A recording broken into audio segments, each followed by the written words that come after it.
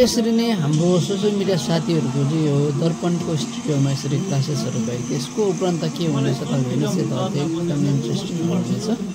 नमस्ते खाम्री मर्निङ टचलेक सबैजनालाई। हाम्रो सिक्किम राज्यको 50 वर्ष पुगेको वर्षगाँठमा 50th सेलिब्रेसन हिजो अस्तिबाटै सुरु भइसकेको थियो भने अब भने हाम्रो भारतको प्रधानमन्त्री श्री नरेन्द्र मोदी सर जुन हाम्रो सिक्किम भिजिटको लागि आउनुहुँदै थियो, त्यसद्वारा हिजो अस्तिबाटै जुन लगातार हामी लागि परिरहेको थियो भने अब उसो र म भोलि आउनुहुँदैछ र आज एक दिन अगाडिदेखिको ल्याएर भोलिसम्मको 2 दिनको काम कुरो र हाम्रो एसकेएम सोसियल मिडिया टिमले गरेको तयारी त्यतिको काम कुरो सबै तपाईँलाई देखाउन गइरहेको छु। भिडियोको अन्तसम्म हेर्नुहोस्, एकदम राम्रो चाहिँ तपाईँको ब्लग बनिन्छ। अनि ब्लगलाई सुरु गर्दा चाहिँ मैले सिधा हाम्रो गान्तोक टाउनमा लगेँ है। यहाँबाट अलिकति हामी चाहिँ दर्पण अफिस जाँदैछ। एसकेएम दर्पण एकदमै ठुलो अहिले सोसियल मिडिया पेज हो है। त्यसमा पार्टीको एकदमै अफिसियल एसकेएम पार्टीको पेज पनि हो। त्यसर्थ त्यो टिमलाई चाहिँ विभिन्न सोसियल मिडियाहरू टिमलाई जोडाएर चाहिँ है ट्रेनिङहरू दिएर कस्तो तरिकाले काम गर्नुपर्ने, कस्तो रिपोर्ट गर्नुपर्ने भन्ने विषय लिएर चाहिँ उहाँहरूले क्लासेसहरू एरेन्ज गर्नुभएको थियो। अहिले भने म सिधा हाम्रो जुन यो गान्तोकको मेन भाग बिच भागमा छु भनौँ न है। यहाँबाट चाहिँ हामी सिधा दर्पण अफिस जाँदैछौँ। यहाँ चाहिँ अलिक तल चाहिँ हाम्रो दर्पण अफिस छ। त्यहाँनिर चाहिँ हाम्रो धेरै सोसियल मिडियाहरू आउनु हुनेछ र आउनु हुँदैछ अस्तिदेखिको ट्रेनिङको लागि।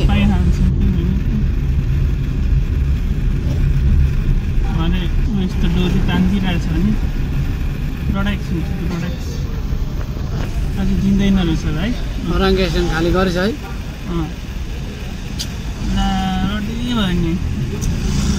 एसएनडीमा हाल्ला जस्तो यो पनि दिने हो कि होइन?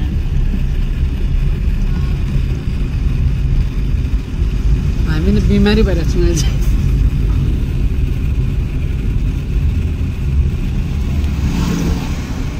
दिँदैन नि, गेट लगाइदिइरहेको यताभित्र। र अनि चाहिँ मैले सिधै तपाईँलाई स्टुडियोभित्र लगेँ। यहाँनिर चाहिँ पेमा सरले हामीलाई क्लास दिनुहुँदैछ। रिपोर्ट कसरी गर्नुपर्ने त, त्यो दिनको काम कस्तो तरिकाले गर्नुपर्ने हुनु चाहिँ यस्तो तरिकाले मिलाएको थियो। एसकेएम दर्पणबाट चाहिँ हाम्रो बिहानदेखिकै लाइभ गर्ने जुन मिलाएको थियो त्यसरी नै काम गर्ने भनेर है। यहाँनिर उहाँहरूले क्लासेस दिनुहुँदैछ। अन्त यो चाहिँ तपाईँको ग्राउन्डमा फाल्तु स्टेडियम। यहाँनिर चाहिँ उहाँको रिहर्सल चल्दैछ।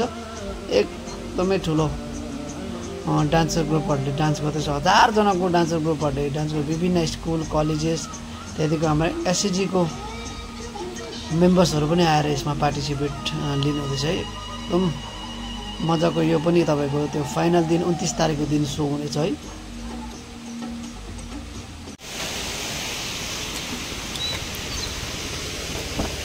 लु आइपुग्नु भयो। अब हामी दुईजना पनि लाग्दैछौँ।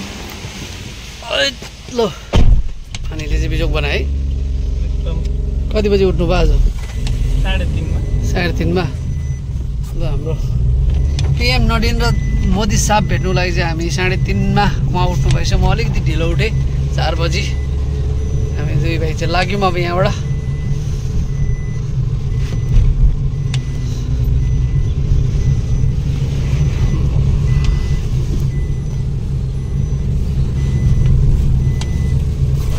यो चाहिँ अब तपाईँलाई भन्नुपर्दाखेरि भोलिपल्ट है त मैले सिधा के कसो मैले देखाएँ ग्राउन्ड यताउता है। एमजिएममा पनि त्यत्तिकै चलिरहेको थियो है प्रोग्राम्सहरू भनौँ न है। र अहिले भने चाहिँ हामी भोलिपल्ट यानि कि 29 तारिक बिहान चाहिँ हामी उहाँलाई केशवज्यूले चाहिँ मलाई एकदमै बेसी हेल्प गर्नुभयो। आउँदा जाँदा सबै उहाँकै गाडीमा मलाई बोकेर हिँडाउनु भयो है। र अब उसो चाहिँ हामी दुई भाइ लाग्दैछौँ है त।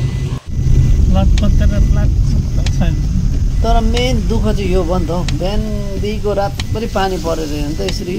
यो मेन गेट छ नि है गन्जुलामा, यो गेटबाट चाहिँ पिएम मोदी सरलाई रिसिभ गरेर यहाँबाट उपरान्त मेन गेट छ नि यही गेटबाट चाहिँ पुरा यो साइडमा चाहिँ लाइनबद्ध भएर विभिन्न जग्गा जग्गाबाट हाम्रो पब्लिकहरू आउनुहुन्छ है। यो चाहिँ हामीलाई मेन देउराली जुन चाहिँ यहाँबाट रिसिभ गरेर सिधा फाल्तु स्टेडियममा लानेछ। यहाँनिर विभिन्न त्यहाँनिर प्रोग्राम्सहरू हुनेछ है।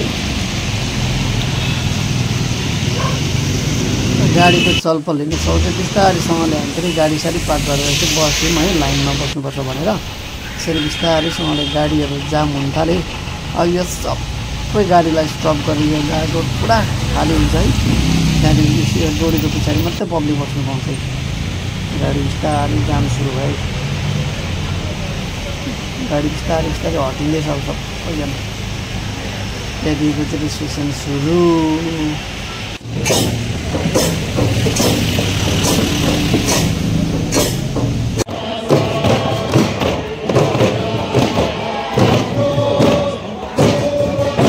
स्वागत गर्न चाहन्छु देउराली बजारमा। हजुरहरूलाई म सोझै यहाँबाट प्रत्यक्ष प्रसारण देखाउन गइरहेको छु। आज अब केही क्षणमा नै भारतका प्रधानमन्त्री श्री नरेन्द्र मोदीको आगमन हुन गइरहेको छ भने सिक्किमका विभिन्न भागबाट 6वटा जिल्लाबाट हाम्रा कति आदरणीय जनताहरू यसरी हाम्रो देउराली बजारमा आफ्नो वेशभूषा लगाएर हजुरहरूले स्क्रिनमा देखिसक्नु भएको छ। यसरी उहाँहरू सडकको किनारामा बसेर नरेन्द्र मोदीज्यूको स्वागतको निम्ति तयारी भइरहनु भएको छ।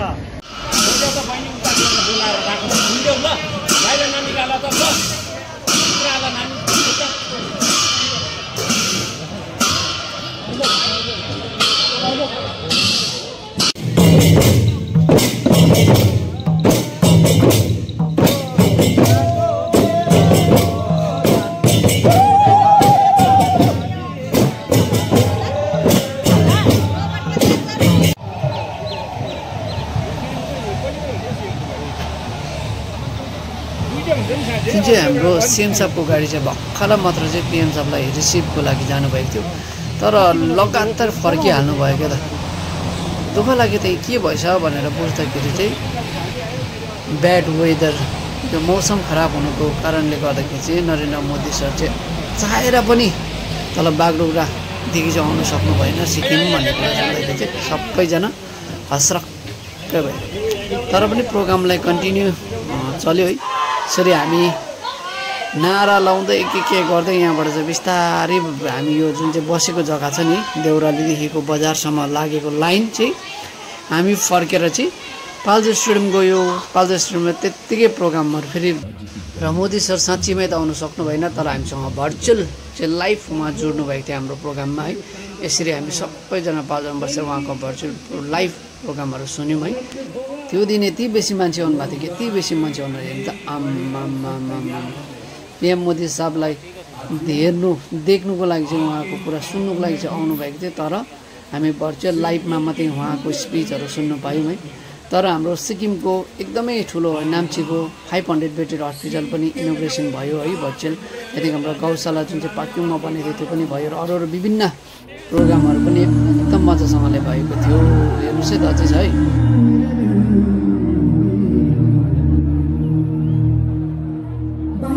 2025 को भारत के जम्मू और कश्मीर राज्य के पहलगाम में हुआ आतंकवादी हमला केवल एक सामान्य पवित्र भूमि सिक्किम में अंतःकरण से स्वागत है, हार्दिक अभिनंदन। सत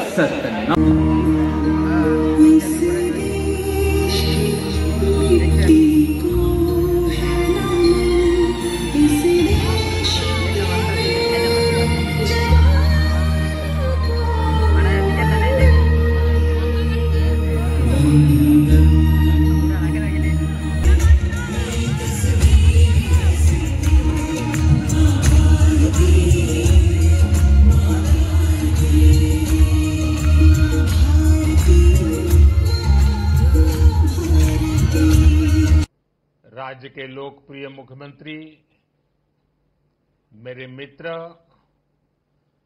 प्रेम सिंह तमांग जी, मोदी मोदी मोदी मोदी भारत माता की जय, भारत माता की जय, भारत माता की जय,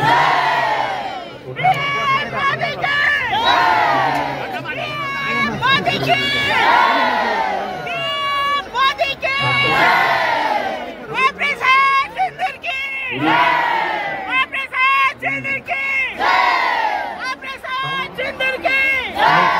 अन्तमा हाम्रो भारतको प्रधानमन्त्री श्री नरेन्द्र मोदी सर हामी माझमा आउनु सक्नु भएन है। त्यही एउटा ब्याड वेदरको कारणले गर्दाखेरि। तर भए तापनि लास्टमा उहाँले उहाँको स्पिच उहाँको सम्बोधनमा के राख्नुभयो भन्दाखेरि अब उसो सिक्किममा हाम्रो मुख्यमन्त्री साहबले जहिले बोलाउनुहुन्छ सिक्किममा जहिले इन्भिटेसन हुन्छ तब चाहिँ उहाँ आउनुहुन्छ भनेर चाहिँ हामीलाई आश्वासन दिनुभएको छ है। र फेरि कहिले है हामीले फेरि पनि भारतको प्रधानमन्त्री श्री नरेन्द्र मोदी सरलाई एकचोटि भेट्नु पाऊँ है, फेरि सिक्किममा हामीले आएको देख्न पाऊँ है भन्दै सबैजनालाई जय हिन्द, tata, bye bye, have a nice day. Like, comment, share अनि सब्सक्राइब गरेर सपोर्ट गरिदिनुहोस् भन्न चाहन्छु। Thank you.